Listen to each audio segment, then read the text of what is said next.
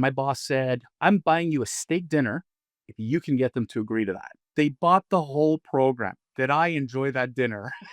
So most people know me as the LinkedIn video guy, but before I ever made one video, I had 20 years experience in sales, which is why I understand that sales is probably the number one skill that you need to master as a founder, a business owner, an entrepreneur more than any other, which is why I brought David Solomon on the hot seat today to make some videos. You may not know David, but his sales resume is pretty freaking impressive. He's closed deals with Fortune 100 companies like Walmart, and he has built multi-million-dollar strategies for startups and established mid-sized companies as a fractional sales leader and a consultant. So in this episode, David is going to drop some serious sales experience on us. That includes the biggest sales mistake, which actually cost him a life-changing deal, but he also talks about how a simple steak dinner incentive helped him close and upsell Walmart. Whether you are a founder, a sales leader, or a consultant, the insights in this episode are definitely going to help you to drive more revenue to your business. So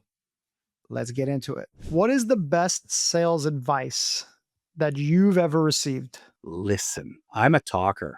I was terrible when I was young at listening. I just wanted to talk and babble and this and that. And it was the old cliche, you got 2 ears, one mouth, listen double, blah, blah, blah. But it was incredible when you asked the question and then you sat back and you listened.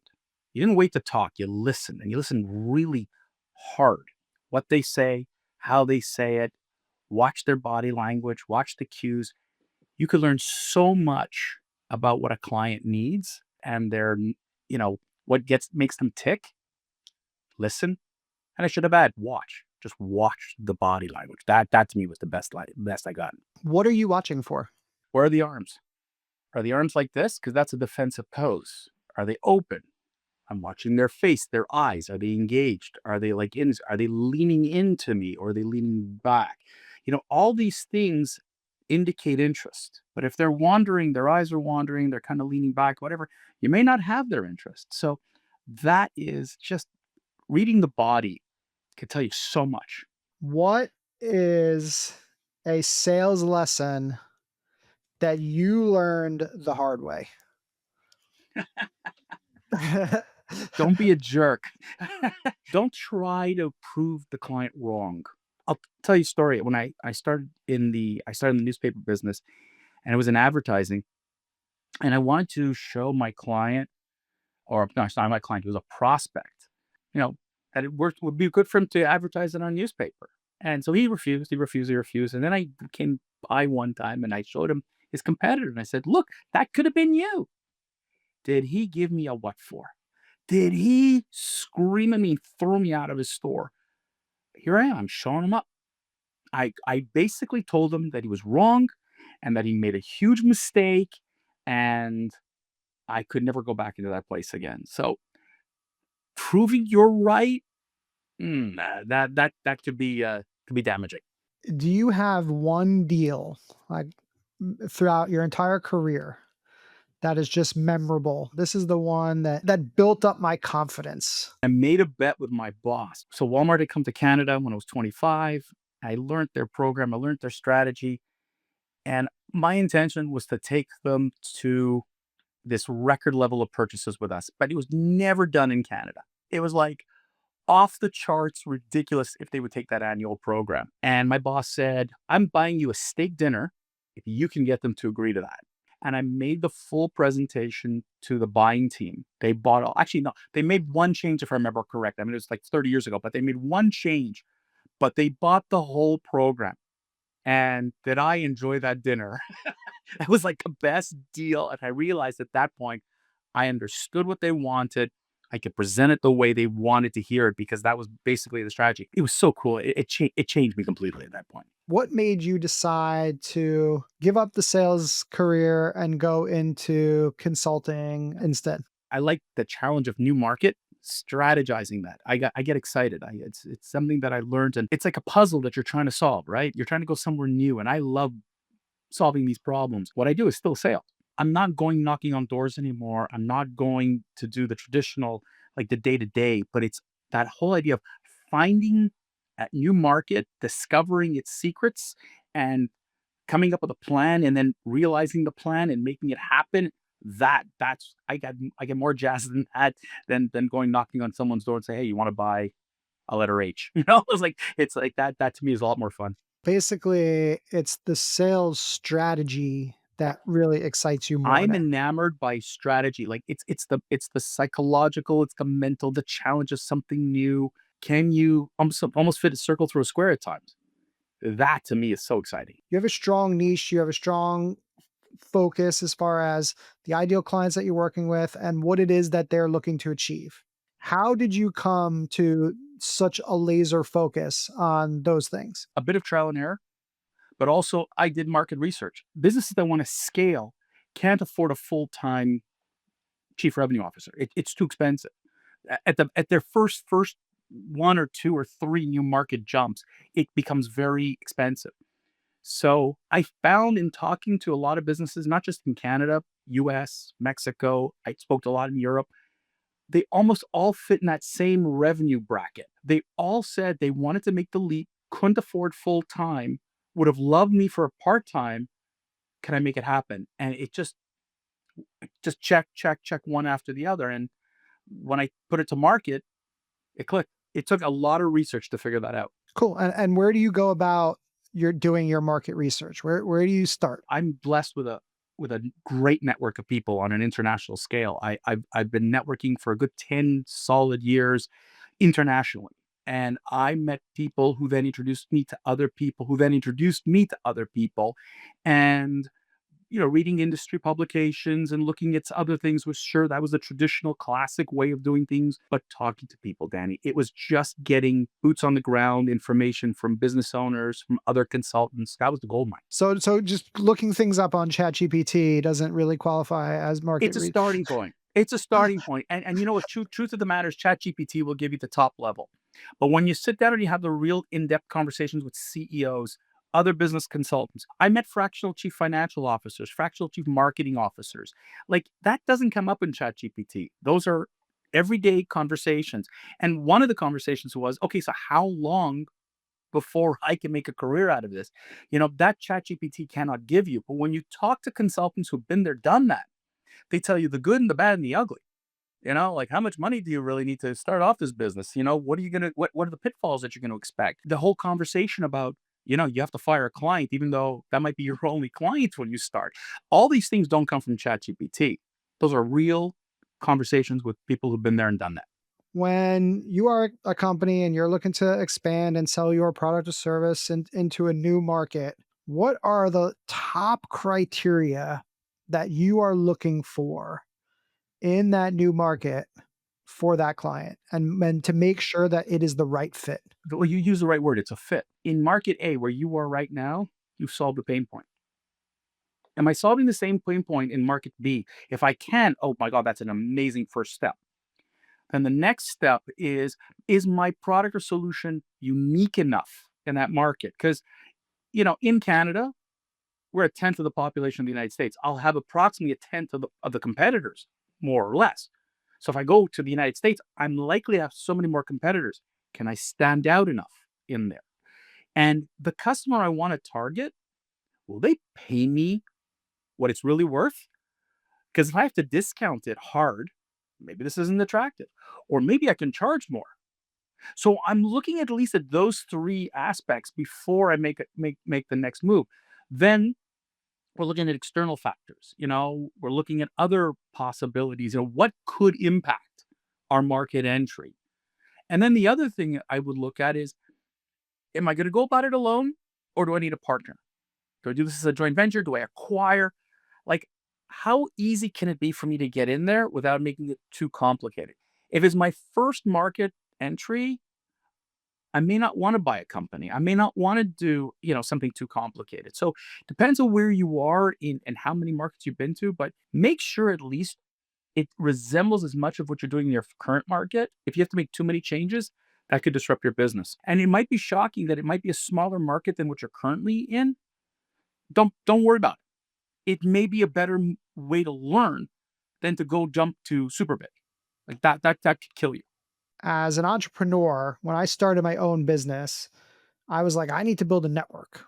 I never did networking before. I was a sales rep, I was a sales manager, I was a sales leader, and I just went and sold within my territory, my little book of accounts, right? And then obviously I become an entrepreneur now. I don't have a book of business here and I need to build a network. Do you find companies are underestimating teaching their people how to network or empowering their people to go out and network? Because I feel like they don't do it at all. Truer words haven't been said, man. It's if you would have asked me 10 years ago, I would have told you networking is a cocktail event. The hell with networking. I'm not interested. It's clicks. It's all that stuff. And it could still be like that. I've been to some chamber of commerce events. I've been to some industry events, and you see those clicks and what happened. But there are, especially since COVID, there are a lot of virtual and in-person networking where people, like-minded individuals there, are looking to create connections. And the word networking is wrong because that's too transactional. You want to create connections. And the other part of it all is, what's your objective? The people in that room aren't your clients. Let's get real. That's not where you're going. But you and them have someone in common that can introduce you to those clients. Who is that? So in my case, for example, if I see a person who's a fractional chief financial officer or fractional chief marketing officer, I want to meet those people because together we can collaborate, we can meet the right people, we can help each other. All right. Now all of a sudden I've got an ambassador out in the market there talking about me. But somebody else in a networking group may not have that, the clients. But if they know a chief financial officer or chief marketing officer, oh, please let me introduce me to them. And it's so not difficult for them to do it because there's nothing to lose. Their clients, they're not introducing you on day one, not on day two, not on day three. But down the road, you've established a relationship, you've created that connection, they will start to introduce you to those clients, those connections. So you got to look at it as like a two-step process when you're going into these things. And I was like you, I was that sales rep who had my book of business, ran in my territory, and said, I don't need networking. I'm good. I can. No, there's nothing better than networking because people will connect you and warm up the lead and warm up the conversation. They will be your ambassador rather than you doing cold call. That's harder. Could you imagine someone calling up your like one like, person you've been dying to meet and said, "Hey, yeah, listen, I know Danny. I want to introduce you to Danny. He's a good guy." Holy crap! You just cut through how many layers? That's the key. That's why networking is important no matter where you are. And by the way, it's not just for salespeople. For God's sake, anybody in a business, if you're a business owner, you're doing business development. I don't care. Richard Branson from Virgin still does networking. You think he needs to make a sale? He doesn't, but he wants to grow his connections and his network. So I don't care who you are in a business. Networking isn't just transactional and not just for sales. I completely agree with you. But there's one mistake that I see a lot of people making when it comes to networking. They are doing this thing where they're always looking for the next person that may be able to refer them business. And then what ends up happening is then they end up meeting all these people and then they become fully dependent on other people to bring them business. They never actually go out and get clients themselves. I'm fortunate that my networking has generated my business, but that's just because that's my first layer. In time, with everything else I'm going to do, yes, it will bring me other business. But networking is one form of lead generation or one form of prospecting. You can't just stop there. There's client referrals, there is outbound calling, there's trade shows, like you don't stop just at networking, depending on the industry. Where are your clients at? Where are the prospects at? You got to be there. So if it's a trade show and all you're doing is networking, you're missing a good opportunity. What is it about trade shows that you feel is a good place to market yourself and network and find clients? And by the way, you said the right two words, by the way, market yourself and network. Because if you don't do both, you're missing out on an opportunity. So let's start with the first one. A trade show is where supposedly your buyers, the people interested in doing business with you, are coming. And if you attract them right, you've got a captive audience. All right. I mean, think about it. No receptionist to get through, no voicemail to get through, no email to get through. They're walking the show. They see what you got. You pull them in, and there was a whole tactic in that. And now you've got an opportunity to talk to them. But if you don't do the other part, the networking, That I can't tell you how many times I met people waiting in line for food at one of these networking events, and the person right next to me is someone that I was dying to meet, or oh my god, I never knew you were here, and it's a great connection. Or at the bar, you're standing there, and you're just kibitzing the two of you like over a couple of beers, and then you say, "Hey, let's go for dinner." You got to do both. Don't run back to the hotel. I've been exhausted at the end of trade shows, Danny, like from morning to night. And then here I am till like 11, 12 o'clock at night, networking, meeting, connecting. That combination, that's gold. What's the best return on investment that you've ever gotten from attending a trade show personally? When I was in the toy business and we put up a booth at a brand new client, it was a co-op. No one had really knew who we were. I was just pulling people in to come take a look and see, and holy crap, like the reaction was amazing. We got a whole bunch of new clients. Now, was it the most profitable, the most revenue? No. But the number of new clients and people we were able to meet in one trade show for 2 days, ooh, that was awesome. That was kick ass. Let's talk about cold calling because you said cold calling. Does it still work? Is it still valuable? Yeah, you need to do it. And unfortunately, it's still valid. It's changed a lot over the last since I started about 30 odd years ago in B2B sales. Once upon a time, your salesperson generated the interest along with a little bit of marketing. Today, if you don't do enough marketing, enough attention, noise for the cold calling is zero, because buyers today, when they need something, they'll Google it. They'll go online and find it. They don't really need you to do the work. They're doing the work. But so if you create enough attention with enough noise, enough marketing, white papers, webinars, information, education, yada yada, LinkedIn, wherever else your buyer is sitting at, now you've warmed up the opportunity. So when you do make a cold call, say, "Yeah, I saw you. I'd love to talk to you." But with no marketing whatsoever, cold call is a fraction of a fraction of a fraction of results. It's just really hard. Does building your presence on LinkedIn and having some familiarity play into the success that you would have either doing email outreach or obviously cold calling? LinkedIn is probably the best way to present yourself as an expert in something. You know, I'm talking to a video expert. I mean, come on, there's no better way than to do it. You can email the crap out of people, no one's going to see you in action. LinkedIn is where my people are at, the people I want to reach are at, and it's a great way to connect all of the stuff I'm doing. All right. So when I call or when I email or when I do I'll do Sales Navigator or whatever it is to reach out to them, I'm familiar because they've seen me on LinkedIn. They may not remember my name perfectly sometimes, but they're familiar.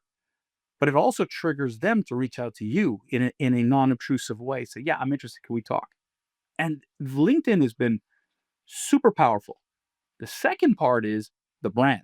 And in my case, I have not had anybody walk up to me and said, I want to talk to you because of LinkedIn.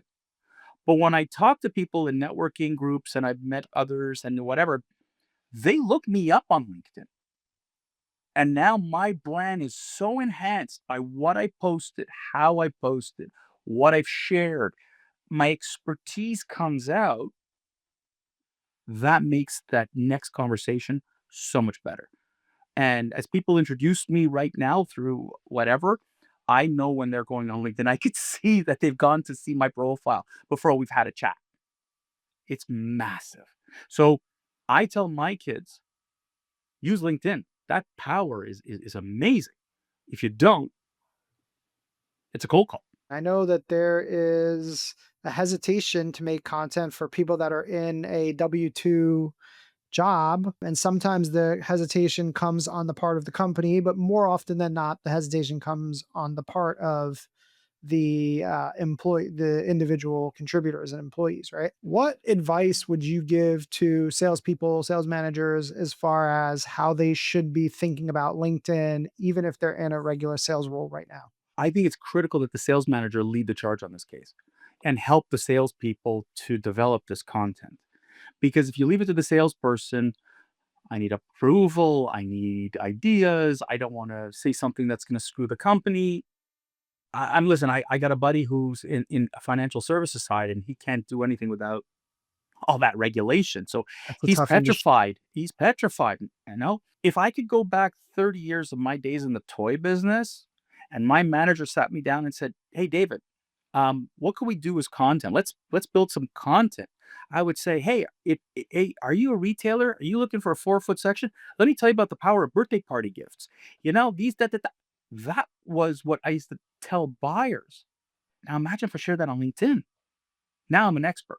Sales leaders in an organization and the marketing, if you have a marketing department, even better, get together, help your salespeople to become the experts. Your company should be the experts, and you'll stand out in a noisy world. Don't ask the salesperson to create it. It's almost too much. They have to be really good. But man, if only the sales manager and the sales leaders in the company would take the charge on that, they would be successful.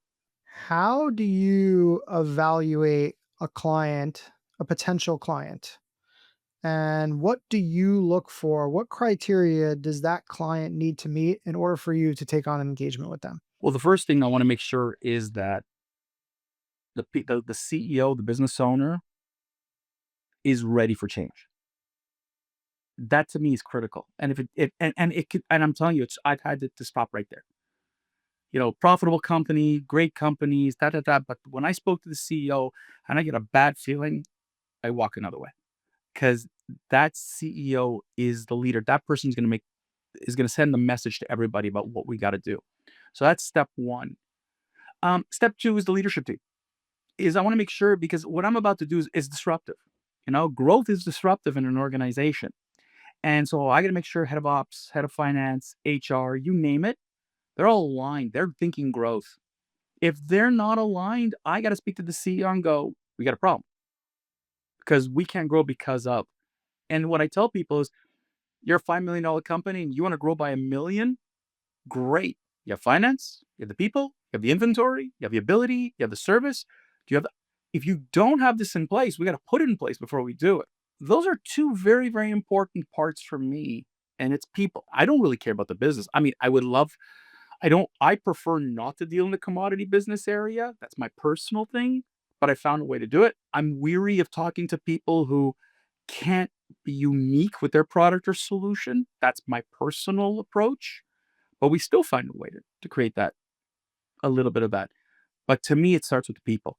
If the people aren't ready, then I don't want to be there. Who are the stakeholders that you are working closest with in your process? CEO, head of sales. Those two are are my two best friends in an organization to start. Like I said, the vision comes from the CEO, the growth and the idea, but they understand where I'm going. And the head of sales also understand I'm their partner. I'm not their boss, and I'm not here to tell them what to do.